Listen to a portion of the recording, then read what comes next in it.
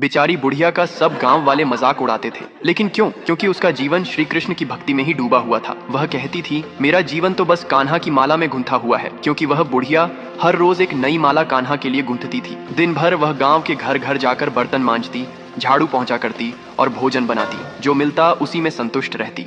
लेकिन उसकी दिनचर्या में एक बात कभी नहीं बदलती थी। हर सुबह और शाम वह फूलों की माला बनाकर अपने कान्हा को पहनाती और शाम होते ही घंटों उनसे बातें करती थी। गांव वाले उसे पागल समझते थे। कोई कहता बुढ़िया बहक गई है तो कोई उन पर हंसता था। लोग कहते थे, कौन सा कान्हा इसकी बात सुनता होगा। वह कहती थी, मेरा कान्हा बोले या ना बोले, मैं तो उससे दिल की बातें हमेशा करती रहूंगी। लेकिन एक दिन ऐसा आया कि भगवान श्री कृष्ण बुढ़िया को स्वप्न में आए और बोले, भाई कल इस गांव में भयंकर प्रलय आने वाला है, तो तुम यह गांव छोड़कर चली जाओ। सुबह होते ही बुढ़िया ने अपनी गठरी बांधी और कान्हा की मूर्ति को गोद में लिया और बैलगाड़ी में बैठ गई। और गांव वालों को भी उसने बताया, श्री कृष्ण ने प्रलय की चेतावनी दी है। वह कल रात मेरे सपने में आए था, उन्होंने खुद बताया। लेकिन कौन सुनता इस पागल बुढ़िया की बात। सब हंसने लगे। देखो तो सही, फिर से कोई नया सपना लेकर आ गई। गाड़ी चल पड़ी। बुढ़िया अपने गांव की सीमा पार करने ही वाली थी कि तभी कान्हा की मधुर आवाज कानों में गूंजी। फिर उसे याद आया कि माला गूंथने वाली सुई तो भूल गई। यह याद आते ही बुढ़िया का दिल तड़प उठा। हे नंदलाल, अब मैं कैसे माला बनाऊंगी।